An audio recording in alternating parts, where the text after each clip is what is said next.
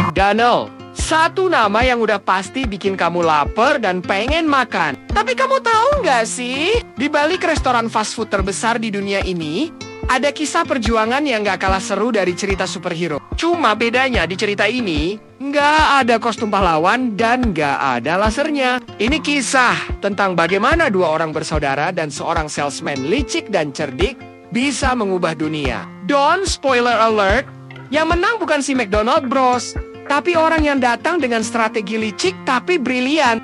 Wah, kenapa bisa dia yang menang, Bang? Ya itu tadi, karena strategi licik tapi brilian. Jadi gimana nasib MC Donald Bros bersaudara ini, Bang? Oke, jadi gini.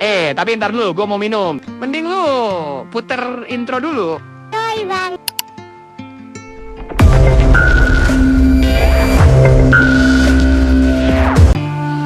Semua dimulai di tahun 1940. Di kota kecil bernama San Bernardino, California. Ada dua bersaudara yang visioner bernama Richard dan Maurice McDonald alias Dick dan Mac. Mereka bukan anak sultan, bukan juga influencer dan juga bukan TikToker. Tapi mereka punya satu ide brilian, yaitu bikin restoran cepat saji yang efisien, bersih, dan fokus sama menu sederhana. Mereka bikin konsep Speedy Service System. Speedy Service System itu apaan? Yang intinya bikin makanan super cepat, kayak fast food zaman sekarang, burger, kentang goreng, dan milkshake. Ketiga menu inilah yang menjadi andalan mereka pada saat itu. Rencana mereka pun berjalan sangat mulus. Konsep ini langsung booming dan orang-orang antri panjang buat nyobain menu mereka. Terus di mana Ray Kroc pada saat itu? Bukankah dia adalah pemenangnya? Ya, ntar dulu belum selesai nih. Lalu, di tahun 1954, datanglah seorang pria bernama Ray Kroc. Dia adalah seorang sales mesin milkshake yang saat itu mungkin lagi galau karena target bulanan nggak tercapai. Tapi pas lihat bisnis McDonald's, dia langsung mikir, ini nih tambang emasnya. Lah, kok bisa jadi tambang emas sih, Bang? Bukannya tadi abang bilang restoran cepat saji? Parah lu, Cil. Itu istilahnya bego. Ya udah sih, Bang, nggak usah ngegas. Tapi ngomong-ngomong, bagaimana si Ray Kroc ini bisa ketemu sama McDonald's bersaudara? Apa dia itu temennya?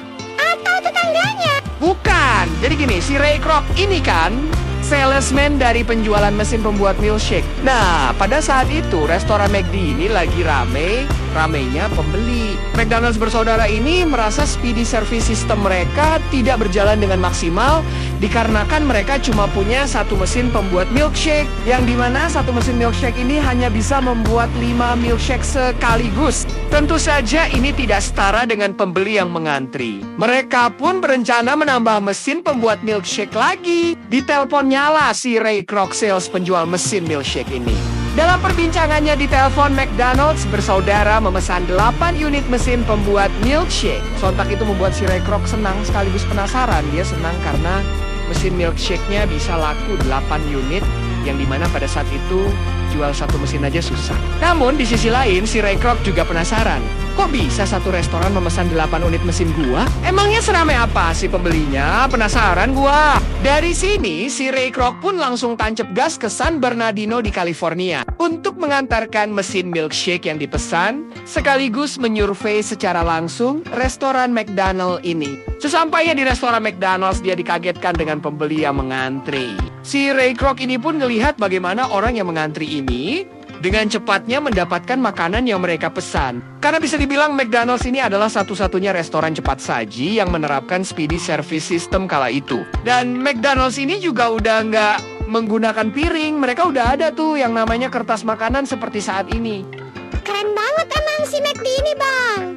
Ya wajar sih kalau mereka selalu menjadi yang terdepan. Tapi perasaan dari tadi si Ray Kroc ini belum ketemu juga sama si McDonald's bersaudara, Bang. Oh iya, lupa gua. Jadi awalnya dia ketemu sama si Dick, salah satu dari McDonald's bersaudara. Di sana Ray Kroc memperkenalkan dirinya sekaligus merayu si Dick agar diizinkan melihat secara langsung ke dapur. Dia bilang katanya cuma penasaran aja dengan pelayanan dan proses masak yang begitu cepat. Diizinkanlah oleh si Dick ini untuk melihat secara langsung di dapur.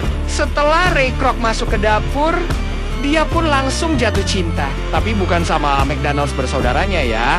Dia jatuh cinta dengan speedy service system ini. Ray Kroc pun langsung nawarin kerja sama. Dia bilang, Gimana kalau kita bikin McDonald's jadi franchise nasional? McDonald's bersaudara awalnya setuju. Mereka pikir, oke, lebih banyak cabang, lebih banyak cuan, tapi mereka nggak sadar, mereka baru aja kasih kunci rumah ke orang asing. Kasih kunci rumah ke orang asing? Itu maksudnya apaan, Bang? Ya, semacam awal dari kehancuran gitulah. Nah, dari sinilah drama internal dimulai. Ray Kroc mulai gila-gilaan bikin cabang McDonald's di mana-mana. Dia ambisius banget.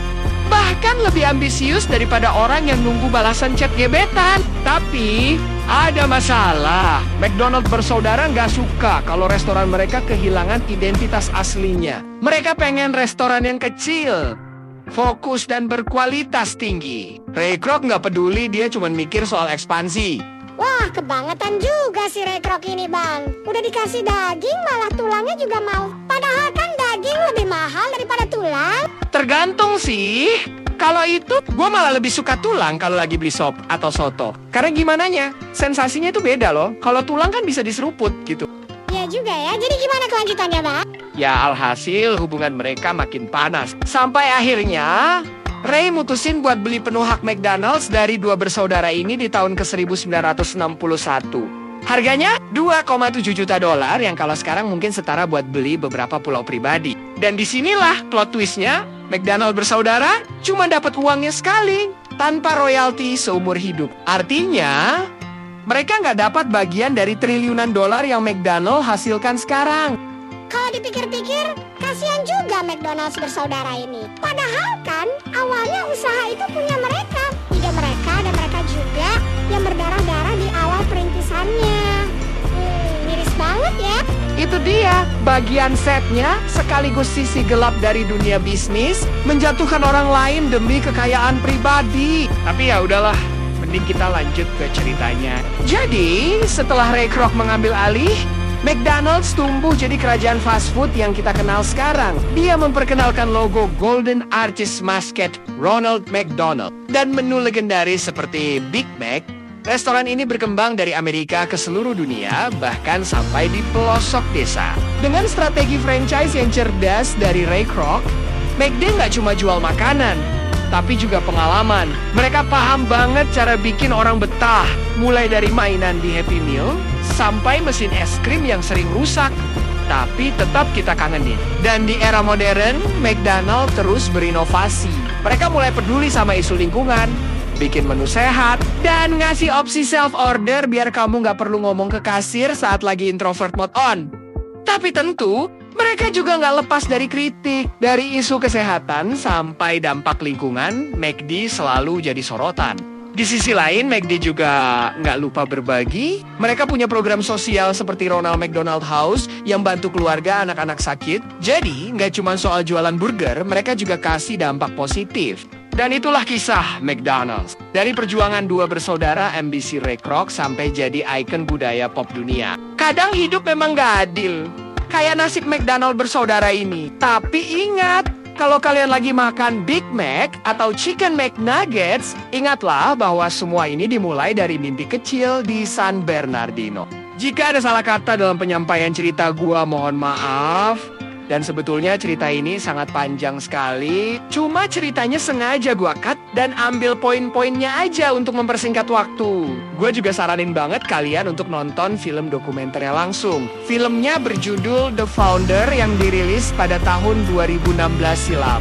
Dan pastikan kalian sudah like video ini. Dan jangan lupa juga tinggalkan jejak kalian di komentar. Dan buat kalian yang belum subscribe, silahkan di-subscribe dulu karena kami masih punya cerita-cerita menarik lainnya. Saya Firsa Arkana, terima kasih sudah menonton dan sampai ketemu di antrean McD dan video selanjutnya.